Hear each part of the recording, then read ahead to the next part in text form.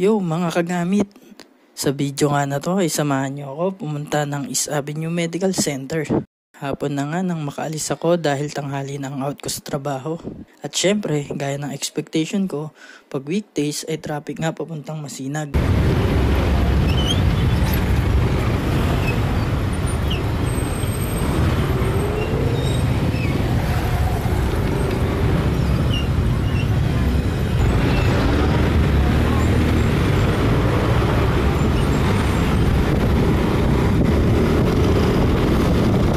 Buti na nga lang at nang maalagpas ng SM Masinag ay maluwag na ang daloy kaya naman sinamantala ko na.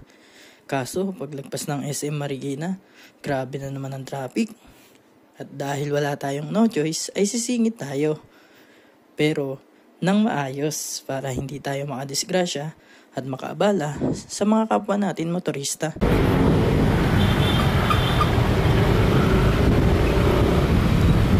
Pagkatapos nga ng mahaba-habang singitan, ay sa wakas, nakarating na tayo sa destinasyon natin.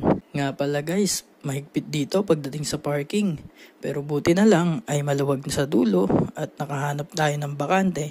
Kaya nga dali-dali ay pinarada ko na si Eros.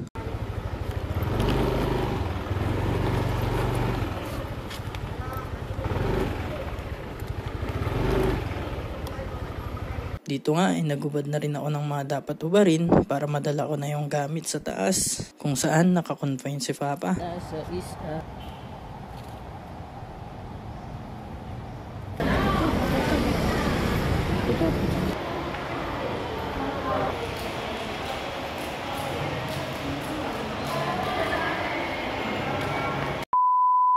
At ayun guys, pagkadala ko nga ay ilang saglit lang nagpaalam na ako na uuwi na dahil may trabaho pa ako sa madaling araw.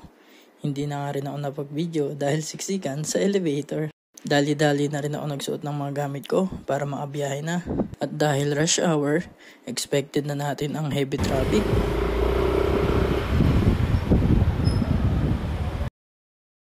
At dahil dyan, magte-teleport na ako papuntang Marcos Highway dahil gusto na talaga humiga ng katawan lupa ko.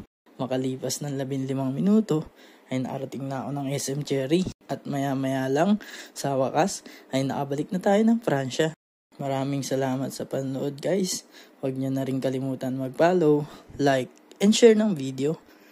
Hanggang sa susunod, God bless!